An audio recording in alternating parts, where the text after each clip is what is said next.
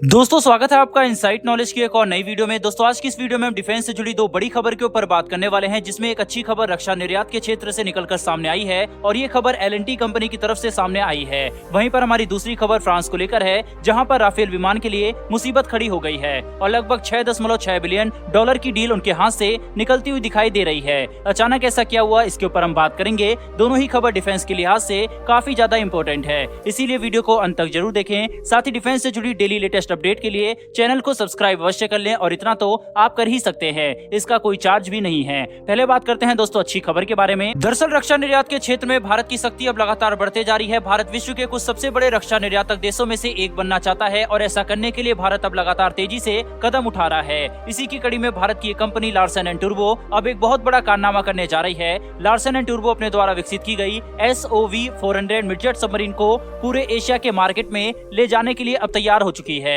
ये सबमरीन भारत के रक्षा निर्यात के लिए भी काफी ज्यादा महत्वपूर्ण है। साथ ही ये एक ऐसी सबमरीन है जिसे एशिया के कई सारे देश इस्तेमाल कर सकते हैं। दोस्तों SOV-400 एक 550 टन की मिडजेट सबमरीन है। ये सबमरीन अपने साथ 2 की संख्या में 533 mm के हैवी वेट टॉर्पीडो ले जाने में सक्षम है। साथ ही ये सबमरीन 10 स्पेशल फोर्सेज ऑपरेटिव को भी अपने साथ ले जा सकती है। वहीं पर 24% HDV यानी कि स्वीमर डिलीवरी व्हीकल भी अपने साथ ले जा सकती है, जो कि इसे युद्ध के मैदान में काफी ज्यादा खतरनाक बना देता है। साथ ही दुश्मन के खिलाफ खुफिया ऑपरेशन करने के लिए भी ये काफी ज्यादा सक्षम और भरोसेमंद है। दोस्तों SOV-400 के अंदर मॉडर्न कन्फॉर्मल एरे सोनर और रेडियो इलेक्ट्रॉनिक सेंसर भी लगाए जा सकते हैं, ताकि इसका इस्तेमाल कोस्टल पेट्रोल ड्यूटीज के दौरान डिटेक्शन, सर्विलेंस, कम्युनिकेशन और इंटरसेप्शन रोल में भी किया जा सके। इन सबमरीन के लिए लार्सन एंड टुर्बो उन छोटे देशों को अपना कस्टमर बनाना चाहता है जो कि रक्षा के क्षेत्र में ज्यादा पैसे खर्च नहीं कर सकते। साथ ही उनकी नौसेना भी छोटी है, वहीं पर वे एक बार में ज्यादा बड़ी सबमरीन नहीं खरीद सकते, लेकिन अपने देश की सिक्योरिटी के लिए उन्हें अच्छे हथियार और सर्विलेंस इक्विपमेंट की जरूरत है। तो उनकी इसी जरूरत को पूरा करने के लिए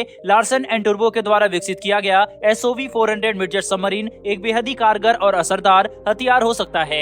ये मिडजेट सबमरीन न केवल दुश्मन के खिलाफ टॉर्पीडो लॉन्च कर सकती है, बल्कि अपने साथ स्पेशल फोर्स के जवान को भी ले जाने में सक्षम है, जिससे कि जरूरत पड़ने पर कई अलग अलग तरीके के खुफिया ऑपरेशन को अंजाम दिया जा सके और ये कोस्टल डिफेंस में भी काम आ सकती है। इसके अलावा इसका इस्तेमाल पेट्रोलिंग में भी किया जा सकता है, जो कि इस सबमरीन को बेहद ही ज्यादा वर्सटाइल और सक्षम बना देता है। एशिया में इन SOV-400 मिडजेट सबमरीन का मार्केट बहुत ही बड़ा है। कई ऐसे देश मौजूद हैं जो कि इस सबमरीन को भारत से खरीदने में रुचि रखेंगे। इसके अलावा जब हम बात करते हैं पूरे विश्व के रक्षा बाजार की, तो वहां पर भारत के लिए अवसर और ज्यादा बढ़ जाते हैं। साथ ही SOV-400 के दम पर भारत अंतर्राष्ट्रीय स्तर पर अपनी रक्षा निर्यात की पकड़ और ज्यादा मजबूत कर पाएगा, जो कि भारत के लिए काफी अच्छी बात है। बहरहाल दोस्तों बढ़ते हैं हमारी दूसरी खबर की तरफ। दरअसल दोस्तों भारतीय नौसेना के 26 फाइटर जेट के टेंडर की तरफ से ये खबर निकलकर सामने आई है, जिसमें अब ये बात साबित हो चुकी है कि कौन सा फाइटर विमान दोनों भारतीय एयरक्राफ्ट कैरियर पर से ऑपरेट कर सकता है और कौन सा नहीं कर सकता। दरअसल दोस्तों अब ये बात पूरी तरीके से साफ हो चुकी है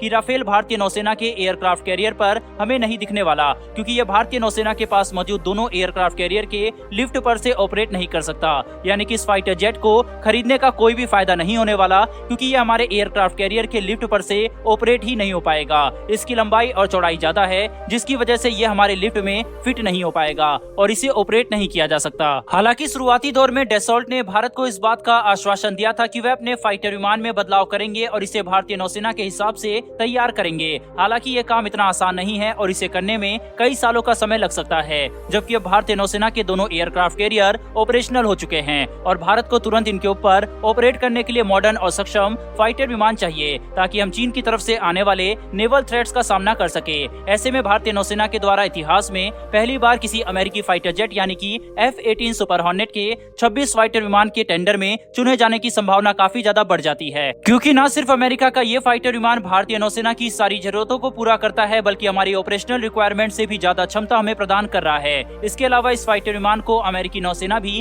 काफी बड़ी संख्या में इस्तेमाल करती है, तो इससे भारत को स्पेयर पार्ट की भी कोई दिक्कत नहीं आएगी और भारत बड़ी ही आसानी से इसकी क्षमता की वजह से हिंद महासागर में अपना दबदबा कायम रख सकता है। दोस्तों भारत शुरुआत में 26 फाइटर विमान खरीदेगा, लेकिन बाद में भारत को अपने दोनों एयरक्राफ्ट कैरियर पर से ऑपरेट करने के लिए फाइटर विमान चाहिए, तो भविष्य में भारत कुल मिलाकर 57 लड़ाकू विमान खरीद सकता है, ताकि हम हमारे पास मौजूद पुराने रूसी MiG-29 के फाइटर विमान की फ्लीट को रिप्लेस कर सके। भारतीय नौसेना के इस फाइटर विमान के टेंडर को जीतने के लिए अमेरिका अपने एड़ी चोटी का जो लगा रहा है, यहाँ तक कि अमेरिका तो अब भारत को अपना F-35C फाइटर विमान भी ऑफर करने के लिए विचार कर रहा है। अमेरिका किसी भी हालत में भारत के रक्षा जरूरतों को पूरा करना चाहता है ताकि वह भारत की रूस पर निर्भरता कम कर सके, और इसके लिए अमेरिका अपने कुछ सबसे अच्छे और उन्नत हथियार भी भारत को देने के लिए भी तैयार हो चुका है। बहरहाल दोस्तों, इस वीडियो में इतना ही। अगर आपको ये इन्फॉर्मेशन और वीडियो पसंद आई हो तो वीडियो को लाइक करके हमारी आने वाली वीडियो के लिए चैनल को सब्सक्राइब कर बेल नोटिफिकेशन को अवश्य दबा लें। फिर मिलेंगे ऐसी एक नई वीडियो के साथ। धन्यवाद।